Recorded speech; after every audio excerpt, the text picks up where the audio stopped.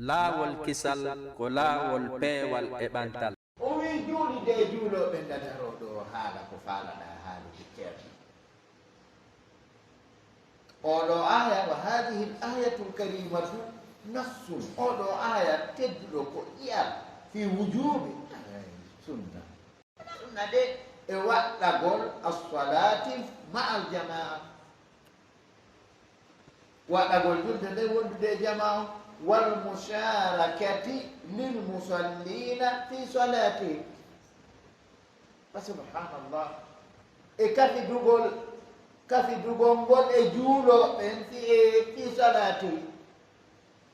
ima juliyatil masajid o fi on juulidaji ɗin juulira law salla kullu wahidin minna fi mamadi aw fi beyti aw fi maktabi aw fi ayi makan ma hiya faidatu binai lmasjid aw binyati lmasjid simo kala meɗen gon mbiyon ɗum juuliɗe ɗen mahira simo kala men juuli ka biro mum juuli ka gollet mum juuli ka suudu mum juuli ka nokkure mum eyyi hono ara woni faida mahugol juulide de kafidugol ngol e juuloɓe ɓen ka julde maɓɓe walaw kana almaqsudu iqamataha faqat lam tadhar munasabatum wadihatun fi khatmi l ayati bi qawlihi subhanahu sinno tawiino fandare nden ko ñinnugol julde nden tum ka juuɗuɗa o feeñatano hawrodiranɗe laaɓude ka timmode aya bi qawlihi subhanahu konngol allah seniiɗo laaɓuɗo beteejo warka uma rakiin allah weno to warka o deƴƴa ɗo o hatta ɗo wiigol mo warkaw o wi kadi ma rakiin holli aray julde jamaɗen wona ko fijirte ɗum hina siɗa faala waɗa siɗa faala acca ha tawa ko baraji perduɗa mara bakkat ngolgol alhamisa e teni perda baraji tum kono bakkatu fawakim kono julde jama iyoyay nelaɗo hande meeɗa sumnugol hay togoru goɗɗo naafi suudu goɗɗo e hoore makko sina ɓe juulata ka juulirde ɓe to ɓen tum nelaɗo miiji sunnoygol cuuɗi maɓɓe ɗin e hoore maɓɓe nelaɗo ko arhamul halqi bil halqi bada allahi subhanahu si feƴƴi allah nelaɗo no ɓura tagore nde fo yurmede allah e yurme afa yurmede tagore nde si feƴƴi allah nelaɗo no ɓura yimɓe ɓe fof yurmede tagore nden si feƴƴi allah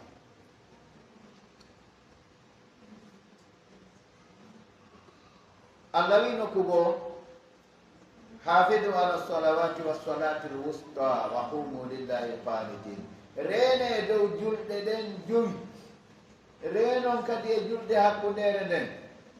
altahsisu bada tamim yadullu ala lihtimam ɗen felliti salatu lwusta ko min assalawat julde hakkundere nden koye julɗe ɗen jeeya kono ɓen altahsisu hertingolngol bada tamimi ɓaawo huɓintingol yadullu ala lihtimami ɗum no tindina e dow himmirgol ngol o wi darani allah tawa ko on yankiniɓe ɗoftiɓe wa kayfa yarifu nnasu muhafadata al abdi alayha ko honno andirta yimɓe ɓen reenugol jiyaɗon e dow julde nden allah wi hafidu ala salawati wa ta'dimahu laha e mawningol mo julde nden wa qad takhallafa an adaiha ma ihwanihi wa tahawana bi shaniha o tulti ga e tottugol julde nden waɗa nde wondude e siɓɓe makko julɗe ɓen ka juulirde o hoyni wa tahawana o hoyni fiyake julde wa tahawana bi shaniha o hoyni fiyake julde nden joni noon oɗo hoynuɗo fiyake julde nden haray hiɗen andi ko honɗum woni filation دار دو الله no yewta fi salatul khawf fil harb وإذا كنت فيهم فأقمت لهم الصلاة فلتقم طائفة منهم معك وليأخذوا أسلحتهم فإذا سجدوا فليكونوا من ورائكم ولتأت طائفة أخرى لم يصلوا فليصلوا معك وليأخذوا حذرهم وأسلحتهم. الآن وفي حالة الحرب قال هذه هرب الله تبارك وتعالى هدي itawi anne laaɗo ina e maɓɓe ñinnanɓe juldede ay julluɓe yo daro fedde goo immorde e julɓe ɓen wondude e ma juuli ɗon dandaɗi noon haray kaɓe yeeji aɗon ko salatu safar kono ɓe tindiniri noon ko bab salatul khawf ko salatu safar waɗi noon ko kaɓe yeeji aɗi noon haray ko ɓe uytoɓe yoɓe jogo honɗum aalaji maɓɓe ɗi ko ɗo tuyeten no juula no yaha no juula no rondi piiji waajibuuji buy taskut fi salati alkhawf e hoore ɗum ɗo fof waɗɗiɗi buy hino fukko yana e julde kulol e julde kulol nden o wi si ɓen ɗon juuli darde ay wondude nelaaɗo wano tindiniraka defte fiqiha yo ɓen ɗon laato ɓaawo mo ɓe yaha ɓe timmintinanora ton hoore maɓɓe yo ar walta ati ko ɗam ɗo ko ɗam yo ar fedde go'o ta'ifatun ukhra fedde lam yusallu ɓen ɓe juulidano e groupe arano fal yusallu maka ɓen ɗo kadi juulida e ma heɓa darde salmina ɓe timmina ɓen kadi wali yahudu hidrahum wasila ɓen ɗo ɓe ƴetta e piyo aala hoyren ton koye koye aalaje jane ɗen ɓe tedduɓe yaaɓe fewtodir kon ayɓe الآية فأوجب سبحانه وتعالى وإني الله سنيد بتيجو لابدو أداء الصلاة في الجماعة في حال الحرب وشدة الخوف الله وإني تتقل جلدة جماعة ويقول مكانكو الله دو وندما هنندتي فلتقم طائفة منهم معك e wigol mo leyto waltaati taifatun ukhra lam yusallu falyusallu maak allah waɗɗini ɗo tottugol julde nden e nder jama on e alhaali hare nden e alhaali sattugol kulol ngol fa kayfa bi haali silm ko honno alhaali on wonirta tawi gere arano ɓutti ɗon ولو كان أحد سنبوء يسامه يمونونني أكني في ترك الصلاة يمونونني أكتقول جلدني في جماعة لكان المصافون للأدو المهددون بهجومه عليهم أولى بأن يسمح لهم في ترك الجماعة tawino no woduno goto newnanteɗo accugol julde jama ɓe saffini wallahi latoto no saffiniɓe ɓen wonande ayɓe ɓe ma gaño on allah duwu on yutlagu ala aljam'i wal mufrad aray jangoɓe nawɓe no geɗi ɗum attiflu wal aduwu yani yutlagu ala aljam'i wal mufrad aduwu no wawi wonde mufrad no wawi wonde jam attiflu ko noon kadi ɓen wulɓiniraɓe atakugol gaño on e dow maɓɓe inna an-nasa qad jama'u lakum fakhshawhum. ɓeeɗo on tuma ko ɓe ɓurno hamdi awla ko ɓe ɓurno hamdi an yusmaha lahu nde newnanteɓe fi tarkil jamaati accugol julde jamaɗo. falamma lam yaka'a dhalik, sinno tuma nde wonno ɗum wonaali ɓen ɗon accanaka julde jama fewtodirɓe e ayɓe ɓen hulɓiniraaɓe atakugol gannon e hoore maɓɓe, ɓeeɗo accanaka julde jama tawi hay hunde waɗano ɓutti dok jooɗoɗa e golleji aduna e haalaji aduna ɗaɓɓere sayre e dolokke e fi programme ji aduna ɗum ha ɓe juulata juulirde ma juula fewdo ɓe juulata ko takasi ɓe wi ulima andama anna ada as-salati fi jama'atin min ahammil wajibat, nawongol wajibi tunde ko kañum ɓuri himmude waɗɗiɗi ɗi. wa annahu no fi woni la yajuzu li ahadin, daganta ko hayye gooto attakhallufu an dhalika an salati jamaa, ga e turtugol ngol e julde jaman. Karamo ko ɓe wi la yajuz, an kon waɗiɗa ɗo ɗum no dagori ceerno. karamo ko ɓen kamɗoni mécanicien ɓe ɓen ka diina, si matériel ma machine mum ma woni ko moto woni ko oto woni ko weɗo si boni ɗo wonaka imamum ɓen addata, si oto ma boni naka docteur ɓe ɓe yarata, si oto ma boni ɗo naka piyoɓe birkiɓe konto yata kaka mécanicien. mécanicien ɓe ɓen ka diina ko karamo ko ɓen ko ɓen andi kum ɓiyesi mum ɗo ko ɗo seerite kum seeritama ko ɗo ko waddete ko ni ko wallinirde ko ni warrete ko ni wa ɗum waɗi famugol ñawode ɓe. wa amma tahawunu biha, amma hoynita gongol ma hoykinkina gongol biha julde nden ma al jamaati wondude jama'u fil masajidi e juulirdaji ɗin fi awqatiha e waɓutuji julde nden fa huwa masiyatun adima, ɗum ko yeddugol yeddande mawnude wa kabiratun min alkabair, ko bakkatu jeyaɗo e bakkatuje mawɗi jane tubanteɗe ɗen. wa wasilatun, ɗum ɗon kadi ko laawol ɓattorgol ila tahawuni biya faade hoynugol julde nde. accugol yaagol juulugol ka jama ko ɗum woni laawol ɓattorgol hoynugol julde nde. wa tarkiha bil kulliya, yo ñaari morti e accugol julde nden few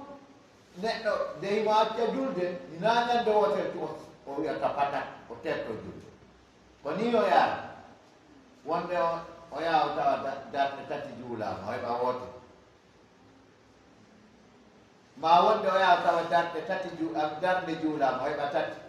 ñande goo yaha tawa ɗiɗi juulama o heɓa ɗiɗi, ñande goo yaha tawa tati juulama o heɓa wonde, ñande goo tawa darɓe lanniɓe jooɗiɓe tayyaɓe heɓa tayya o, ñande goo tawa ɓe salmini o daro o déclara ko honɓe woni juulaali ara men waɗa ɗo julde jama. oɗo ko tarduɗo ɗum woni karama koɓe figi haƴƴa madahibul arbaa wiɓe ɓen wondema julde jama nden ko aranere wotere nden ɗum, amma groupe aji ko waɗata ɗon na julde jama, ko ruhsatun lil mutaakhirin, ko newnande wonande on ɗum leetuɓe ɓen ɓaaɓe ɓe juula. subhanallah. ko noon noon ha ñande goo o wiya yomi juulu ka suudu gama no gasat andi ɗo hari ko darde o kadi o faɗi ɗiɗi o faɗi tati o faɗi few joni o watti landare goɗɗo ne juulade ara men waɗa ɗo julde jama, ha ñande goo wiya ɓan fewdo ɗo fof juuli ka juuɗe yomi juulu ga. ko noon noon ha ñande goo inna yaade yonne waɗoya am goro ani no woni ko muhadaraji majjuɓe wiyoɓe woosa juulaɗi am goro a yeeyata am goro, ko waaji majjuɓe ni ɗum heɗata. andi mawɓe men ɓen ma kay wo fokkituɓe hunagol bukkol mum jogataki aɗa yaray koko mayina kon ko noon kadi wo nagge insande ɓannugol hunduko mum e koyngal e on sere insande koko maayi won maayi warde ɓaɗi nge immata kon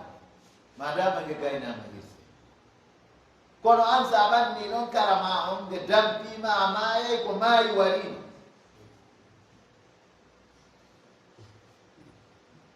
jon noon en nani ga'idaji ɗin tugare ɗen ɓeɗo no seedi programme ji ɗin anni pihoy goo on e nete waɗay yaha fotta e mum net haray fof faama yo darsuɗo naftora mo ɓe ahiɓe ɗo chef mambasadi o ɓuuray so ɓe anndi noon komi haaliɗi ɓe ɓuuray hay min jooma bindi waɗi ɓe anndi programme joni noon en nani ga'idaji ɗi ayeji alqurana ɓami tandini ko goɗɗo feƴƴi hunduko wo ko o waawi mawlude wo ko o yoori hunduko wo ko o yoori hoore wo wonno accana e allah ka mi tandini wonno jo sina hala kuye o faala a wawata wowdude a foola allah wonno joni noon allah haali gayni karamo koɓe firoɓen firi ayeje ɗen joni heɗoɗen hadiseje ɗen an abi hurayrata radiallahu anhu qala jento men siko kanko kadi woni haalude kanko abu hurayra e tebdude ko kanko ni haalude o ko woyi qala rasulullahi sallallah o yewtande ge ɗiɗati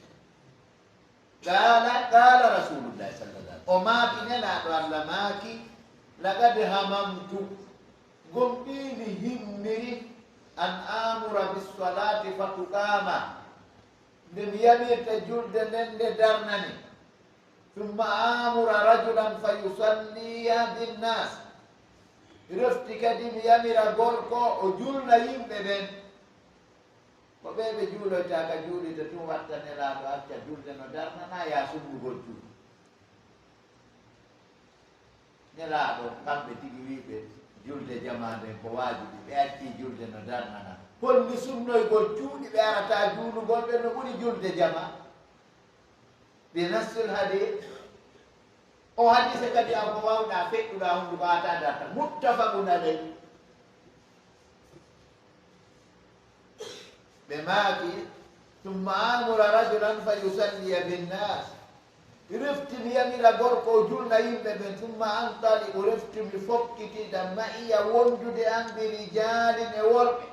maahum arano wonde maɓɓe husamun donne maga min hatabin jarmande donne leɗɗe joɗirɗe bireji defirɗe ñiiri yornirɗe tew ko sunnirɗe juuɗiɓe juulataka juuliddaji ɓe wona ɓe juulataka maɓɓe ɓe ko ɓaaɓe arataka juule waɗi nelaɗo addani ɗo illa ko ɓe juulata ko honto jente ko maahum harano wondi e ɓen worɓe ɓe mi wondi husamun dolle min hatabin immorde carmande leɗɗe ila qawmin men yaha faade e yimɓe la yashhaduna salat ay ɓe ɓen la yusalluna salat wona ɓe juulatade ay o yashhaduna ay la yahduruna ɗum no ari e alqur'ana faman shahida minkum ash-shahra ay faman hadara tawa ɓe tawatake julde nden ka joma fa ahriqa alayhim buyutahum binnar mi sunna e dow maɓɓe cuuɗi ɗi yiite mi sunnira e dow maɓɓe cuuɗi maɓɓe ɗi yiite ngen wa fi riwayaten woni e fillaye goo lawla ma fiha min annisai wadurriya nokkugo wadharari jango durriya sinno wonano sonnaɓe ɓen ɓe tawata julde jama waɗɗaki ɗum e pay koye tosa koye tawata julde jama waɗɗaki ɗum la ahrahtuha daniro yahudina buyut wallahi mi sunnayno cuuɗɗi alage dow maɓɓe ko ɓuri hulɓinade ko ɗi mette si hadis o gara komo sellano wiye mimo nawnu kono ko muttafaqun aley imam al-Bukhari imam Muslim sartiji maɓɓe ɗin no fotti e seddugol hadise goo heɗo nden abɓe yani ibne ummi maktum laawol kisal ani ibne ummi ko maktum laawol radiallahu anhu peewol qala ista'adantu rasulallahi sallallahu alaihi wasallam an usalliya fi bayti kana a'ma hadi ko bumɗo o wi mi diisinen kanko ibnu ummi maktum radiallahu anhu arda sahabiyu an ko salliɗo kadi o wi mi diisinino ma mi duŋinino e nelaaɗo sallallahu alayhi wa sallam nde mi juulata ka suudu am an usalliya fi beyti no laaɗo ɓolli musidɓe fagala nelaaɗo ma hal tasma'u nidaa bissalam na noddaandu wode na noddaandu téléphone maɗum ko noddaandu julde nde ene iɗa nana noddinaandu julde nde fagultu naam o wi ay ɓeeno nun ɗe o wi eno nana enesi ko ene ɓayno nanata nani ɓayde woɗɗiti o woɗɗiti o nanata non nana ceerno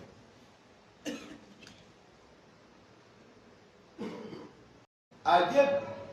senndirwa bankirgal fus waɗaama jooɗoɗa e programme uji meƴƴe mere teedi allah wi wa ma halaktu ljinna wal insa illa liyabudun on waɗi ene nden toro allah du'awuji ɗi jabatako faabino ɗen o faabatako ine winna yare allah sansiran en no moƴƴira en sansali inna allaha la yughayyiru ma bi qawmin hatta yughayyiru ma bi anfusihim e ceerno ka jooɗo ɗon de haɓuran ɗin dirta kaɓɓi ɗin dirta nam yon taminene sen sansali allah sansali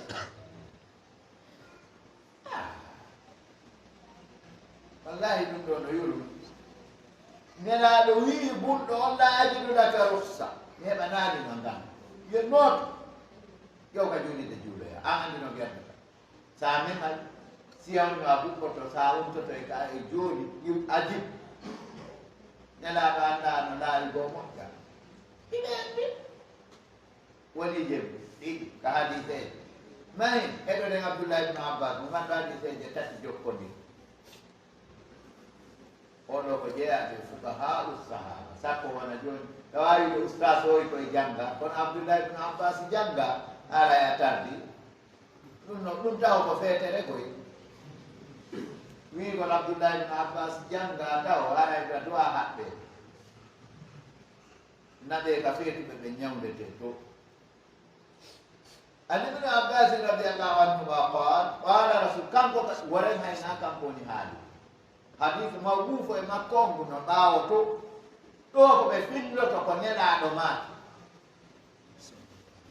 onnon kadi o wi qala rasulullah o maaki neɗaɗo allahu on maaki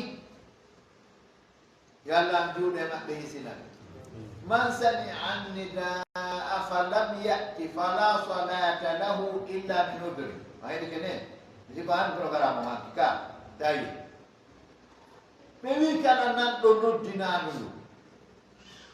o araali falam ya'ti ay o araali ka noddina ka juut fala salata lahu o maaji illa min udurin si wona ganto maaro e jonde woni jeeɗi woni tati wa akhraja alhakimu fi mustadrak imamu alhakimu ɓe fiɗɗike ka deftere maɓɓe wiyeteɗe mustadrak an ibne abbasin radiallahu anhuma ko kamɓe imamu hakim ko ɓe eggi e abdoullahi ibnu abbasin radiallahu kanko kadi o eggi e nelaɗo gaala o maaki gaala rasulullahi sallllahu alayhi wa sallam thalathatun lanahumullah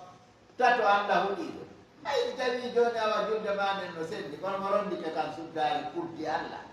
aray ɗo moƴƴi julde ma nden arayno fima ɗo ceerno a juuli a allah huɗima ilahi mini ɗon hanki taw o haqqille wonɓe jogiɗo tato allah huɗima hombo man tagaddama gawman wahum lahu karim kala imamujo ardiɗo yimɓe tawa ɓe o ardiɓe faalakam tawa ko ɓe añirimo kon naadey ɓamo jogui gonga de ko ɓe añirimo ko goonga ɗumo mari erde kono ɓaamo mari doole mo anndidira to e to mo anndidira duuɓi ndi mo anndidira hakkunde e ɓaawo oyna koye ɓaanaki goɗɗo no waylan ittude ɗo a juulay ɗon taɗa rundi ikkude arano on ko on ɗon ardiiɗo yimɓe taa ɓe faalakam taa e hoore ko ɓe faalakamo kon ko kanko wondi en law man atabima yulaamu yulaamu arabu ɓe wi kala adduɗo ko felirte o felete kon mawɓe meɗen ɓen ɗo no teddi ɓeɗo ko towɓe duuɓi hay mo ino anndi ɗo somi tummodiri e yango e ɓen nayi mawɓe kono mi tañini so tawi ɗen tummodiri e ɓen ɗo menen ko sababu haray ka ko sukaa ɓen men woni nam i warde raw si ɓe seeɗo ndiye paɗe mum ɗen haa ka sappe o ɗo ɓe juuɗi ara julde no sendi kaande senna mi landi inde sendi kenno neɗaɗo juuɗi ndi e paɗe taw tewto ko wiyete julde nde anni yaka ko paɗe nde wattande subhanallah julde no sendida e paɗe few yaaro fure ɗo julde fure aɗaɗo ɗo ɗiwɗa siɗe tuuna ne ɗum anndi hadise o nelaɗo nde ittuno paɗe mum nde tawi ko tawi soɓeno ka paɗe nde Jibril Allah wahay nde Jibril o yeeto nelaɗo ittu paɗe maɗen no tuuɗi nelaɗo ittu tun sahaba ittu nelaɗo ɓa salminini kon ɗum ittan ɗon paɗe mon nde olli ɗo on nelaɗo wo sahaba en fof joni wiya ɗe nelaɗo sahaba en anndiyanoki juulude si watti paɗe ɗum waɗi sa wowlude yayto hunduko ma ko haala ka tawata hara ko keerol no woodi tawa ko haali ha ko feƴƴoyi ka ko hatti ɗo waɗi awa tawiide nelaɗo e wa nelaɗo atqana billah ɓurɓe e hulde Allah tabara sahabaɓe nelaɗan ɗo wakkilinoɓe tettede leggal dane mum hoore nden piito to fi diina ɓe juula yara anniyata joni si a wi no julde nde anniyaka ko paɗe nde wattante on groupe ɗon fop anga wawi hara wiide ɓen hari anniyata fi juuɗe par ce que nelaɗo itti tun sahaba en hollina sahaba en no wattino nelaɗo wi ko on ɗum ittan ɗo ɓeñne yiiɗa itta holli ɓeɗo ɗumdatano ko nelaɗo mais yiiɗay min ko Jibril yeetinan paɗe am ɗen no tuuni mi itti ko ɗum ittinimi mi ittatano fa subhanallah joni noon kono si ɓe seeno ndiye paɗe mum nden haa ɗo ko wiya an walle ɓe ɗon ɓema koore mum ko ɗum fuɗɗorte taw ka kono seeno reɗe paɗe ɗon ɓe men jaɓana amma ɓe maaki mi sali mi ittata wonno goɗɗo ngo kadi dewtoto ɗo ka suudu ma an tigi joni ɗo kaka juuɗiɗo ka suudu ma ko an darnidi ko an soodi danki ko an waɗi ko watte ɗon kon fof si a hawri a ƴetti ɗo paɗe maɗen a soodiɗe agañe a wandini ka jumde ko misage ka dan ko ɓeygu ma ɓiyayma kawteɗen faabo mata a ala gonga si ɓe ɓeydanaɗi ma o ɓe goomina haɗe ɗen ka dan comme joni ɗuɗuren ɗo e wiiɗo kala adduɗo ko felirte o felir haray kono kadi si goɗɗo ƴettiɗo pomum boobon nabi joɗɗinoyi kamiranji lawƴaɗi rottiteɗi ɗen jooɗi haydidi lawƴaka joɗɗini ɗon ɓen andi gonɗi ko alaji ma ko ustage mene koɓe wattata ɗon ɓe yetta bo on ɓe joɗɗina kamiranji rottirɗi ayi man atabi ame fara tum firde man atabi ma yulamu kala addiɗo ko felirte kala adduɗo ko felirte o felirte ko towi e duuɓi o ko jogii gandal o ko jogii martaba o kala no o warri no kala e martaba no o jogii o accu o hatta ka huɗo keerol de wota goɗɗo ardo yimɓe ko haandi taw koɓe nome imamu e ɓaawo imamako na windugol ɗo e ndeeten mbaɗa enveloppe yahata laɗɗu to ka lamɓe to inna haray waldeela gandu no huɓɓini tamɓe ɗimmo on wa mraatun batat wa zawjuha alayha sahitun kala sonnaajo waaliɗo tawa muudi makko no tikki e dow makko kala wonon ko tikki siko fii mbaldi siko fii ɗe yani nelal goɗɗum ngo si hawri ko fii yo de kan fi bandi tu goɗɗo fikkiranta ɓe muɗum aynude ɗo laawol kisal falaka ko laawol peewal e ɓantal. andi enen si a faala e sonnama wowlu sappo wowlu gooto sa wi deƴƴi wonta sonkiɗo o wowla ha anda donc waaloɗaɗa tikki on ɗon kadi ala no rondi ɗum ha joni enen probléme men on hewtadi enen toɓɓere men nden ka mawduu men wa rajulun sami'a hayya ala lsalah hayya ala lfalah thumma lam yujib oɗo kadi alay ko huɗa on ɓe huɗimo nelaɗo hay ɗon ɗum ko tan hay moƴƴuɓe ɓen neɗɗo moƴƴuɗo ɗo si huɗi goɗɗo no hulminigo e si o toñama wa allah ɗone ko ɓe wi ko salatatun la'anahumullah sonnajo imamujo ardiɗo yimɓe ta ɓe yiɗamo ta kanko mari ellaw sonnajo waaluɗo moodi mum no monani ɗum yiɗo tato nanɗo no noddine o yahaali ɓeɗo allah huɗi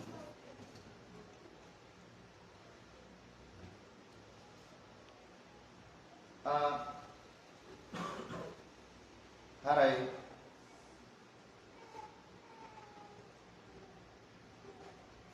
عن ابن عباس رضي الله عنهما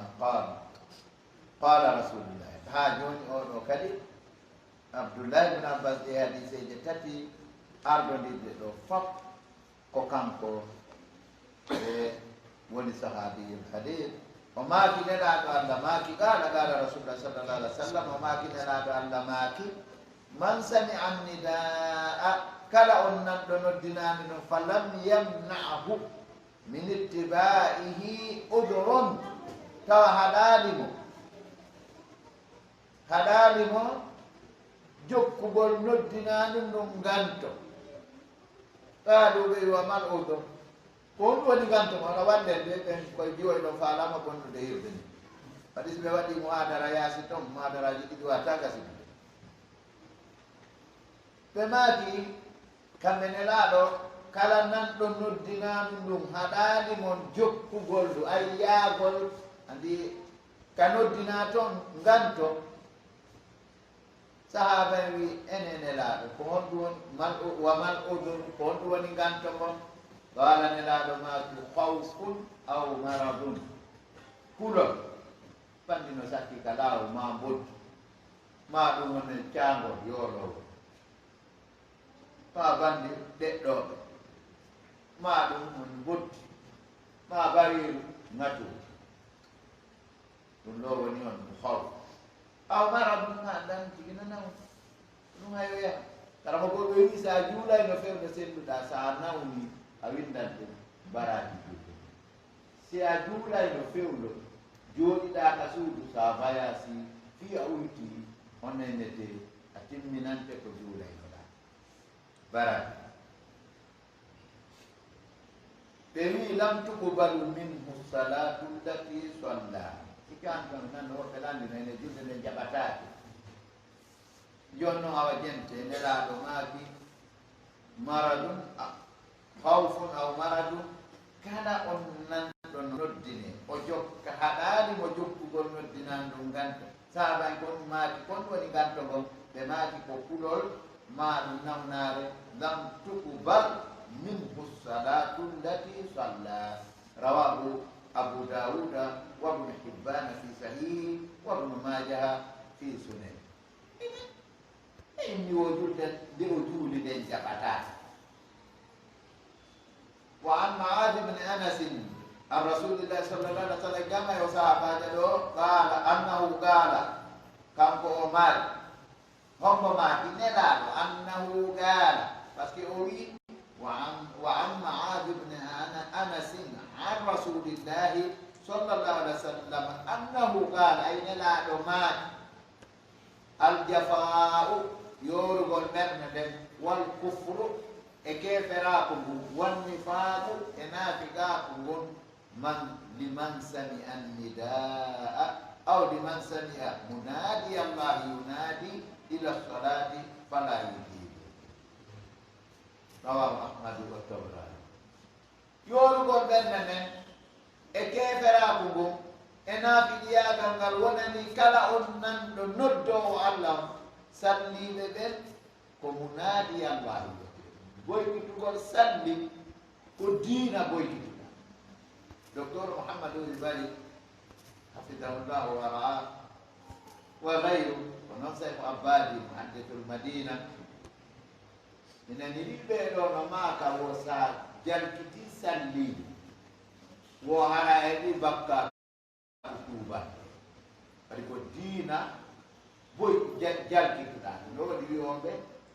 salli kam ko imma nayla si salla ma salla si nayla kono salli ɓe nayla kongol kaɗarol salli ɓen ko munaadi allahi jiri noddo e allah noddanoɓe allah ɓen ka juulidani yunaadi ila salati tawa o jaabaka.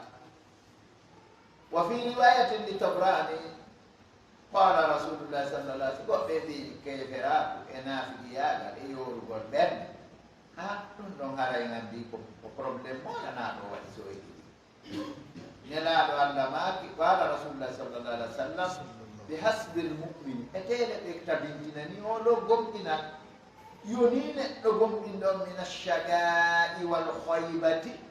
immorde e malkiso ngon e sooyugol ngol ko wiyete sooyugol e pular ko ronkugol heɓugol ko ɗaɓɓi enen tigi ɗe nganndi ɗo so a ɗaɓɓi a ɗaɓɓi a ɗaɓɓi a heɓa siko jawdi o siko ɓeygu o siko gantal o kala ko ɗaɓɓuɗa ha heɓaani an tigi toujours a ɗatiiɓo haylawol alhayba ko ɗaɓɓugol ronkay alhasara ko heɓugol ha gayna pere ɗiɗo ɗiɗi jommum hay hunde nafto e on heɓi ɗaɓɓude kono o heɓaani e on heɓuno kono o perdino o lanni oɗo nafata hoore mum naafi goɗɗo yoni gomɗinɗo on malkiso ngon e honɗum e sooyugol ngol ronkugol heɓugol ko ɗaɓɓi kon an yasma al muaddina nde neɗɗo on nanata noddinowo yusawwibu bisolati fala yujibu yusawwibu on ɗo ay yuragibu fi thawabi ɗumo rerɗina e mbar jaari julde nden tawa o jaabaani ɗo ko maakuji nelaaɗo ɗin ni hadiseje wiyen goo ɗiɗi tati nayi jowi jeegoo jeeɗiɗi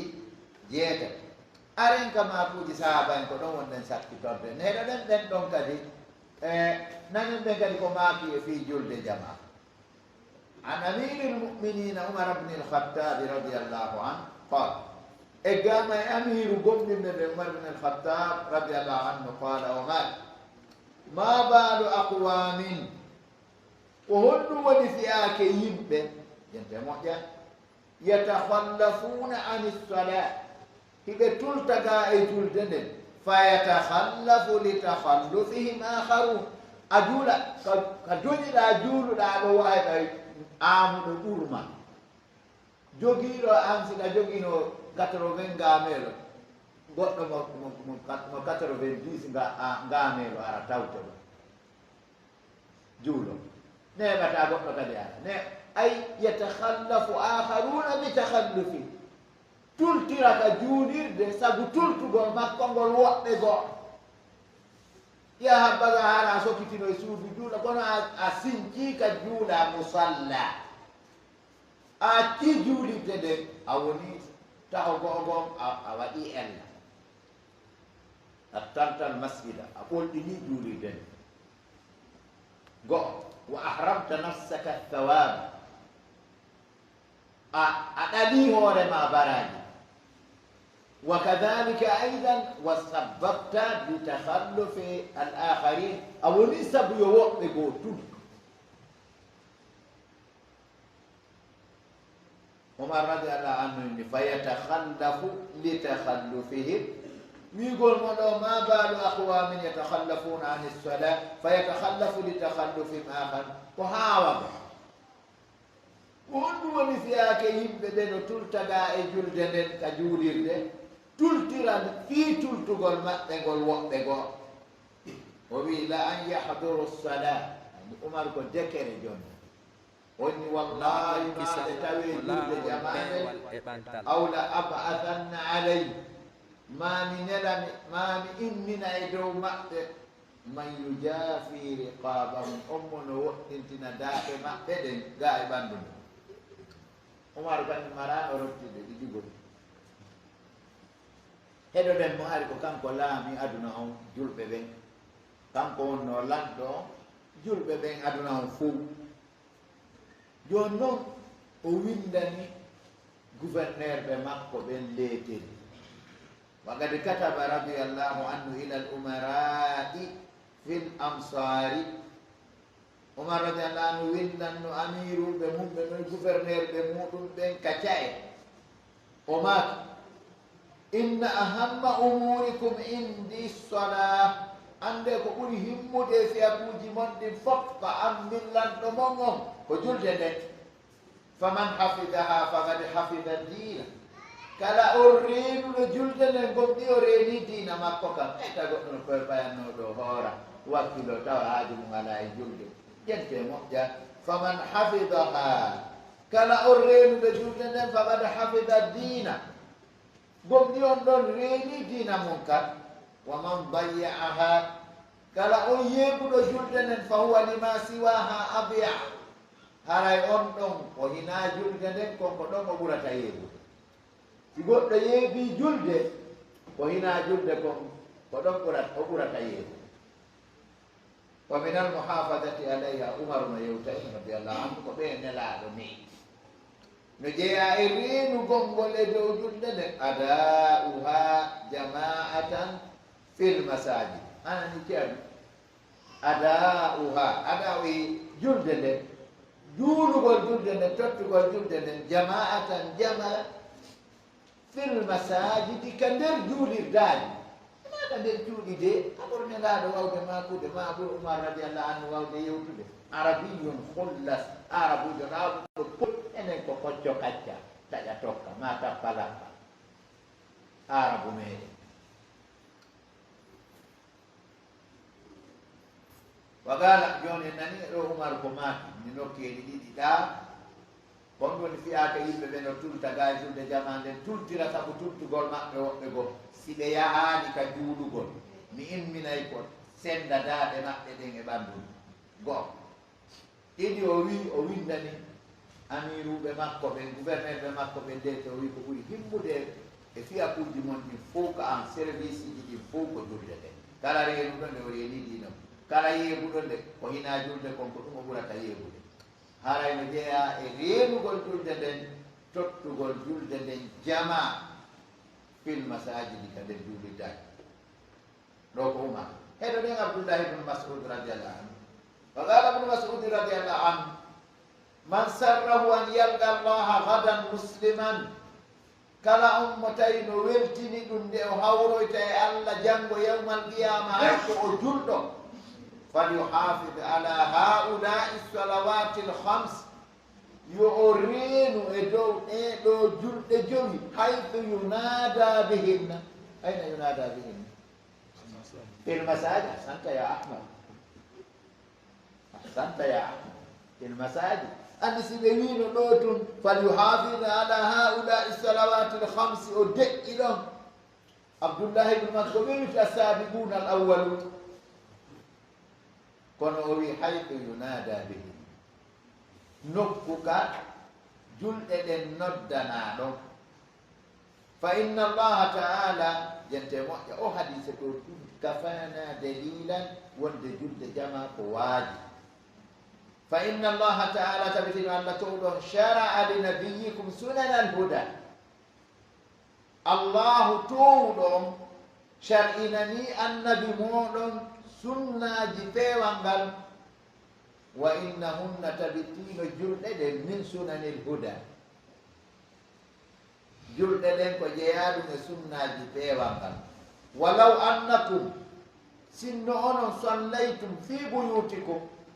on juuliri ka cuuɗi moɗon kama yusalli hada almutakhallifu fi beyti wano juulirta noon wano juuliri noon ma wano juuli won juulirde noon o tultuɗo ɗo ka suudu mum la taraktum sunnata nabiyikum wallahi ara majji sunna annabi mo waɗi annabi mo ka juulirde juulay noon walaw taraktum sunnata nabiyikum la dalaltum wo sinno on acci sunna annabi mo wallahi aray on majji wa fi riwayatin ukhra woni e filla e goɗɗo goo la kafartum wallahi so acci sunna annabi mo ara on e felli abdoullah ibne abbas ha joni mo jokki abdoullah ibne mas'ud ha joni mo jokki mo yew woni wala qad ra'aytuna gomɗi mi yi'imen menen sahaba en wa ma yatakhallafu anha tultata ga e julde nde an ay salata ayani anna ay an salati ljamaati fi lmasajid julde jama nden tultata ga e julde jama nden ka juulirdaji illa munafiqun maalumu nifaq si wona nafiqijo andaɗo nafiqiyagal muɗum ara fof no andi wona wigol ko suudu e kaya ko nafiqijo fof andi wo hari men yi'i menen tultata ka juulirde ga e julde jama ka juulirdaji sina nafiqijo mo fof andi nafiqiyagal yoni si tawi a ñaawide ñaawole konakiri no nafigi ɓuye ɓoto de ka yo hannde noon taw ko wonde wolde ɗo ko fii juuloɓe ka cuuɗi mum e ka biroji mum e ka bitikaji mum e ka tandeji mum har arata kadi o anndi to groupe kadi ɓe tuggatati la yarfauna li salati rasan ɓe ɓantanta hoore maɓɓe nde julde on anndi goɗɗo wino wo ko régulte lagine ɗo kon no ɗuuɗi o anndi so ƴetti ɗo kadi fi tariki salati ɗon aalayde ka hoore wuro koye accu ha fowɗano jemma haɓɓa bagage ma o yaltara goto anda ka yaaru ya ha ka mayoyɗa o yaltala ka lekkolji ka biroji ka marseji ka ayiyay embouteillage ne waɗa ano koosata ɗa ko ɗon on ti sifoto ka andi yiya liiji nayi ma juri otowal kala no rondi joo ma jeeɗo otoje sappo fof 60 personnes ma 50 personnes ɗen temedere ko 500 personnes ɗen wulure ko honnede to ko jeeɗi 5000 personnes ɓeeɗo fof toro feƴƴidaɓe ɓe jara jogandema bombol ha memoyi koosa liini jum jogi ka sera ha memoyi ɓe bon ngal kala no sarsa ha wawi wa sarte naataka quartier yahaka ka lefuruji yahaka biroji yahaka marché yahaka liƴƴi yeyete to a poroji fa subhana min taw mi feeti mi nanga ɗo kontugol ka julde juulatake lagine ɗon ɗum no ɗuuɗi wa yaqulu abu hurairata radiallahu anhu abu hurayra no woɗa ɗo kamba huɓɓiniɗo fi neɗɗo nano noddinaɗumo ya onni la am tamtali a uduna ibni adama rasasan mudaban hayrun lah min an yasma hayya ala lsalati hayya ala lfalahi ɗumma lam la am tamtali a uduna ibni adama rasasan mudaban hayrun lahu min an yasma hayya ala lsalah hayya ala lfalah ɗumma lam oni wallahi konde hebbinta noppi ɗiɗi ɓiɗɗo adama kure wulɗe hata hiɗe taaya mudaban ko ɗum ɓuri mo moƴƴande nde o nanata hayyi ala salati hayyi ala lfalahi ala o jaaba ƴettugol kure taayo fennamo ka noppi hebbina kure ɗen ha noppi ɗiɗi ɗino hara hiɗe taaya hakke ko ɗum ɓuri mo moƴƴande nde o nanata no noddine hayya ala sala yetti aro ɓe jurɗum hayya ala fala yetti aro mum aɗa ɗum wa taqulu ummu lmuminina aishatu radiallahu anha oɗo namo julde jama faandi kono ko je mo fanana jama o moƴƴere sonnajo moƴƴo wonno nodduɗo aboubacar radiallahu anhu ba noddine laaɗo moodi dambe ko ɗo ari ɓira kala woɓɓe yi ko ɓe yende وما كان كونين عائشة أم المؤمنين من سمع المنادي بالصلاة ثم لم يجب قال أمنا نردنا نو وجلدنا نردنا رفت وجابات لم يرد خيرا ولم يرد به إلا من عذر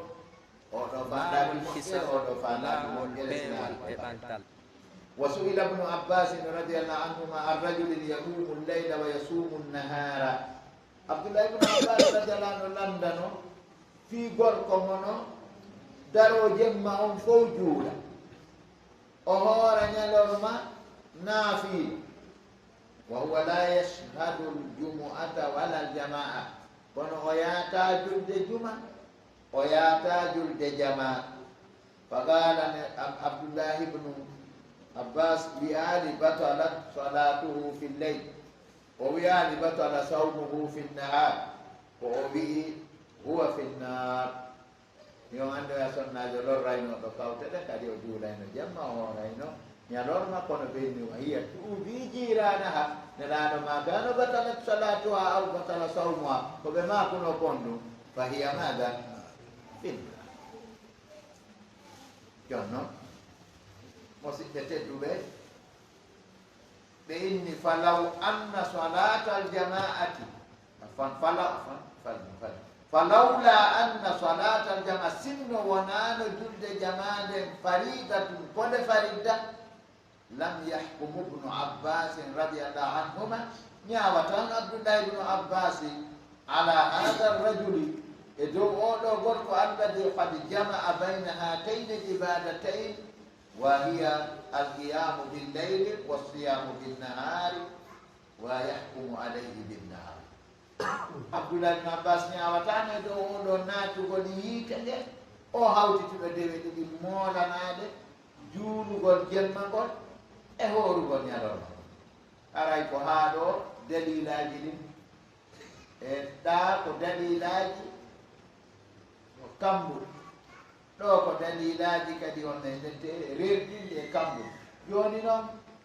bushura lak welo welo moɗon onon aroɓe ka juulirde juula ko ɗum wonde gaynitorde kuntum gotum inchallah ayuha almuslimun ka gaynitagol min lagad jaat lbushra an rasulillah sa andi enen ɗo e fillot wiimi ko tato woni haala kaɗeia tato pet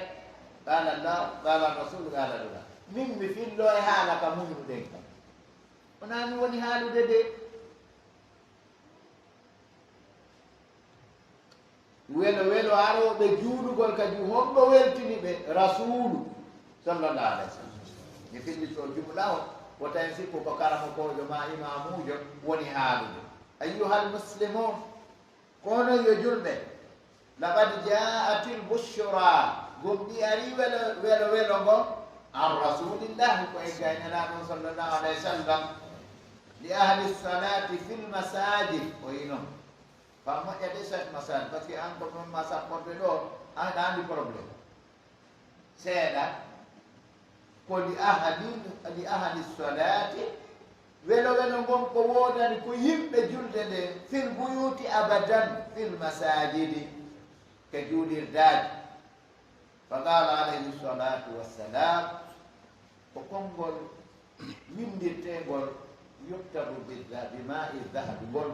ma ko nelaɗo ko ndiyam kanŋe windi ɓe ma bashir lmashaina fi dulami ila masajid weltinir heewɓe yahugol ngol kamiɓe fi dulam ila lmasajidi faade juuɗirdaji ɗi ayi naɗa cuuɗi ɗi binnuri tammi yawma alqiyama annora timmuɗo yawma alqiyama no waɗi du'awuji lolluɗi ɗi ronuɓen mawɓe meɗen naniɗen rabbana atmim lana nurana wahfir lana jaka timminanede an noora no jeeya ko jurɗotoroɗo an rabbana atmim lana nurana wahfir lana innaka ala kulli cheyin qadir ɓeɗo noon allah nelaɗo maati weltinir heewɓe yahoɓe yahi to yahoɓe yahi to yani julde kana ɓe yaari weltinir ɓen ɗon ɓen yahoɓe tanine jemma faade ka juulirdaji weltinir ɓen ɗon ɓe nuuri tammi annora timmuɗo yamal ɓaatumɓe yahino kadi ɓe jemma ɓe juuloyi allah waɗanayi ɓe annora timmuɗo janngo yawmal qiyama wa qala aydan nenaaɗo allah kadi maaki lan yalija annara ahadun salla qabla tului shamsi wa qabla ghurubiha yani lfajra wal asra naatata yiite on juuɗuɗo ko attinange ngen fuɗude ko subaha e ko attinange ngen mutude ko alamsaraw wa qala ɓe maaki kadi ida tawadda'a ay almuslim si salligike neɗɗo julɗo on fa ahsana alwudu'a o moƴƴini salligi on ha moƴƴi ثم خرج إلى المسجد أي لا ثم ذلك بما قلتم إذا توضأ فأحسن الوضوء وصلى في بيته أو في معمله قالوا بإني ثم خرج إلى المسجد رفتو ينتو يفادك جوليد لا يخرجه يتنام إلا الصلاة سوى ناجول جنب عندنا اتباع من وضع بيان جنتو قل نمالي لأن بيان كجوليد باتي حقه ما يتجلو بكو كسياب kono ko fiino faamiren wonde waɗiɓe mo jamala la yukhrijuhu tawa yaltinamo illa salat kana ƴantugol ñamani na yiɗugol ton e huntanowo ɗum haaju wona yiɗugol ɗon e ne nette e goɗɗo goo ina ɗaɓɓugol ɗon e nette e hirande la yukhrijuhu illa salat wona ƴantugol ñamade wona ƴantugol luwasi suudu wona ɗaɓɓugol yani dokkal wona toragol andi no woodi aroɓe ara fayji ko arita juulugol ko fi toragol ende ko goɗɗo juuli tati tawi timmani o ndaari o tawi so timmini nayi o tum ara jama o yalta o salmini tum nimmoɗo makko mo ardo min mi tettola yandi kono min sikkude min wona ɗum jooɗoɗo ha jama mo yalta o juuli tati fana tati o yahi o wi fi sabilillah oɗo kon ɗum yaltini ɗum ono la tukhrijuhu salat o ko toragol yaltini onon mi satma saali ɗo miɗo anndi on e nette ɓe jogani lambuɗi ɓe jaɓata yaarude kamɓe woni min kadi mi awlitanoɓe min mi yarka juuɗide alaji alfamaren ɗo no gasan min noon mi yiida e ma ɗo na julde addina o ɗaɓɓitugol de ɗo hay ɗo kadi on e nette miɗo faala on e nette alaji en ɗo yo nagoram mi hirto jon noon min yiiɗi wo ka juulirde ga ɗigi tigo min a wakkilo min seeno ka juulirde on yaara duma ara miɗo ɓe juula miɗo ndaara ɗum ɓe juula miɗo ndaara ɗum ɓe juula miɗo ndaara ɗum si ɓe fokkiti mi waɗani on alaje awa nene mbindi no wawi ɓanndu moussa de tana ɓanndu moussa terto a juuli ƴettubaɗe ma ɗe moota wona ɗum ma ɗum ɗa locataire ɓe ma ara juulugol ga jonnon ɓe yoɓɓe naɓaani luwason la yukhrijuhu illa salat faydi on faami yewterande tawa yaltina on tigi si wona honno si wona julde nde no waɗi woɓɓe kadi yawɓe ka juuli ɗaji joni si ɓe anndi joni ɓeeɗo no jogii oto ko ka en farati wadde ni se seeɗa ko ka juulide ɗon ɓe iwrata ɓe aaka jonon tigi nayo takkitoya ka juulide juula ɗon ndaara si alaji kaari nattoray la yukhrijuhu illa salat o ɗo tawa yaltinaanimo ka suuduma wona fus min hudubi nafs ko wiyete geɓe wonki ay fus o ɗaɓɓa ton ton o ɗaɓɓi wo ko rida an lillahi suma koye allah wel lam yahutta fatwatan illa rufiat lahu biha dere o tippata teppere ma taɓande si wona ɓantantemo sabu nden tippande ɗon dara wa hutta andu biha khatiya monte ga e makko sabu nden tippande ɗon kadi bakkat ma ɗum faljan no woɗɗiri juulide nde go en anndi darajaji ɓuy o ɓandante sino woɗɗi ko noon kadi moƴƴereji ami bakkatuji makko buy kadi awa montete fa ida salla si o juuli wano juuli ɗon tolti ɗon tooliti ɗon ɗo habbi ɗon geeƴe ɗen iɗon heɗo yewtere diina lam tazali lmalaikatu tusalli alayhi ma dama fi musallahu ma lam yuhdir ɓe wi kadi si o juuli o toolitike ka o juuli ɗon mo habbi waɓutu arowo on ɓe holli wondema seerata malaikaɓe ɓen no juula e dow makko faddeymo ka o juuli ɗon ɗonde on salligi makko on bonayi malaika ɓe no wiya honno allahumma salli alayhi allahumma arham allahumma salli alayhi allahumma arham allah yo mantumo allah yo yurmemo malaika ɓe wigol to salli alayhi ay malaika ɓe no du'anno allah mantu e dow kaal ɓa salatullahi ala rasuli wa alayna du'a indana wa salatu arrasul wa salatu rasuli alayna du'a julde allah e dow meɗen ko manto julde nelaɗo e dow meɗen ko du'a malaika ɓe no du'ano on wala yazalu fi salatin man tadara salata ɓe wi o seeraɗi kadi o seeratanimo e nder julde faddehimo habbi julde arore ɗo masala joni no waɗuto on juutiri hakkude juulugol ngol won on tigi aray ko noon o seerata no wayi wasi ɗum ɗo fof warimo juulu o qaala aydan nelaɗo maki kadi welo welo ɓurgo gorɗo kadi faydi ɗuɗa man salla l isha'a fi jama'atin kala juuluɗo geeƴe ɗen e jama fa ka annama gama nisfa leyl ɗo noon amuɓe ɓen siyetama ɗum ɗo enna yon tigi juuri ɗum geeƴe yaw ɓeyda moko mbade waka wade wa wowu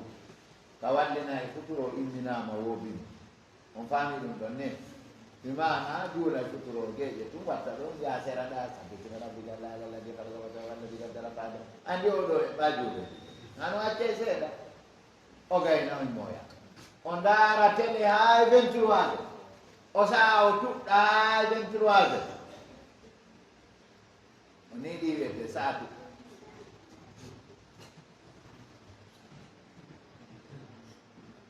ɓe porto na ɓe porto heemaka waɗi kala ko kuyɗini goɗɗo aray ɗum ko kanko duwa wulɗede mbiɓe dugulaɓe portoɓe fuɗɗi gañade e dawa maɓɓe ɓe ari ɓe gañaki ha ɗe alluji ɗi téléphone ji ɓe waɗi ballon ko amalu cheytan wala ɓe waɗi télé ɓe waɗi cinéma andi joni goto kala no wonde cinéma mum on ka samburu mum cinéma waɗaka quartier to o itta toon o addaka vidéo ko ɗo ka ɓaawo kuuɗo o itta toon o naadaka samu o itta toon joni o naadaka sambo o itta toon o naadaka jiifa joni mo kala no waddi cinéma mum ka jiifa mum ata e goɗɗo kañum to dari e kalefi oɗo no jara wiya assalamu aleykum assalamu aleykum wiya ɗanmo ko antu ko soyna mi yaari yaafe la ilaha illallah woɗayi sukat kala on juuruɗo geeƴe ɗen e jama no wayi wasi o darike feccere jam wa man salla subha fi jama'atin fa ka annama salla leyla kullahu kala juuruɗo subha on kadi no wayi wasi o darike jemma on fo o juuri hada fadlum min allahi azim ɗum ɗo ko ɓuran mawnugaɗi modde e allah tabaraka wa taala wa ajrun kabir e joddi mawnude fa kayfa yusawwabu li muslimin yuminu billahi wal yawmi l akhir an yufarrita fi hada stawabi l adim ko honno newnirante julɗo on gomɗinɗo allah gomɗin ñalande sakkitiɗe ɗen nde o welsidoto e ɗi baraji mawnuɗi ɗo wala yubali bi hada l khayri l kabir tawa o haccaka ga e moƴƴere mawnude ɗen wa yastamirru fi inadi himo kontina e salamde makko nden e sandanɗagol makko ko ihmali e wersinagol makko lissolati wonande julden khassatan tentinino salat al jamaa julde jamande allatiɗen haddara alayhi salatu wassalamu min nastafriti fiha nden julde nde nelaɗo rentini ga e wersidagol e mayre faqala ɓe maki walladi nafsi biyadi mi wondiri on mo wonki an woni e jungo mum wa wallah lagade hamamtu gomɗi wallahi gomɗi mi himmiri a namura nde mi yamirta bi hatabin carmalle fa yuhtabu e teene nde mi yamirta bi hatabin leɗɗe fa yuhtabu e teene tumma amura bisalati fa yuaddana laha refti mi yamira julde nden nde noddinane no toɓe innuno fatukam tumma amura rajulan fa ya umma nnas refti mi yamira gorko yo almo yimɓe ɓen o julna ɓe summa ukhalifa ila rijalin fa uharriqa alayhim buyutahum refti mi yaha ñonenete mi luttitoya worɓe mi luttitoya faade worɓe mi sumna e dow maɓɓe cuuɗi maɓɓe ɗin ɓaaɓe araaji ka juuɗirde aray jama yaafo gittini moƴƴa kono on anndi aray ko 20 heures moins fuɗɗino de aray jooni futuro on tini ka ɗo e gayne juuɗeede salmine waɗe bagiyatu saliyat ruƴƴe taabal ɓanne uddite ɓaamin ko jomum henndi micron on anndi aray 20 heures on ko bokkunni manquiri aray ko ɗum ka woni 21 heures femɗo ɗo ko si tawi no ara ko 18 heures goɗɗum futuro juulete wona 21 heures ara niɗɗi amma si tawi futuro nde no salmini ko 20 heures moy anndi ɗon haray 21 heures haray na comptete ko niɗɗi haray ɗon ɗo ngantino ɗo fi ka jama min no juuti komi faalaka maake ɗum wondema haray juuti ha feƴƴiti waɗi noon piiji ɓuyi taggaga no duwa no waɗede mise waɗi noon ɓenni darbul amfilan piyugol mise ɗen yejirgol afham poɗɗay faamuji ɗin o yudhirul haqqa feññinay gooɓa wa yusaidu almustamin wallitoto heɗiɗo on aray ko honɗum wonde wasodirde ɗuulel wonɓe arɓe ɗo komo kala meɗen heɓino ko wiyete kon al istidad bi hada dayf al karim wonande oɗo koɗo tedduɗo hakkude e tuubugol e hakkude e heyɗintingol on e ndete e ɓidagol e ko noon kadi on e ndete e regilgol piihoy tawo wallitoto on tigi jogi e ɗaɓɓugol leggi fii no hoorira tawa hara heɓaali probléme haray on tigi wakkilo haray ko ɗum torondirɗen waɗi noon du lewru wonɓe arde ɗo haray ko moƴƴere moolanaade tawnede ma nduɗo waɗi noon jogi rowani kam min unasin kanu mana fi l ami l munsari aw fi sanati l madiya hitande feƴƴinode nden ko njero wondunoɗen ɗo en surri buy ɓe wondunoɗen ɗo allahu o ɗibalɗe ɗo kadi e raɓɓinude ko ɓe allah hoddiri o tawi o tawete ɗon noon hara yontere hande wa ɗo no gasa iɗen naafude ma ɗum hara yontere janngo kam en naafa e pedden idinillah subhanahu wa taala yontere janngo ko 50 yontere hande ko no gay jeenayi haray iɗen wasodira ɓe juureji men ɗi ko atti taw jannga ɗiɗi wowruɗen ɗo fop si ɗi wowlama e tawde maɗa ɗa tiiɓo hayla hoore ɓernde nden no hecci kono si tawi a ala e janngude ayawoya ɗum ɗo aywa si on waltu fiingal guddungo ɓumni si tuɗama e pompi ɗin no uwingal heeway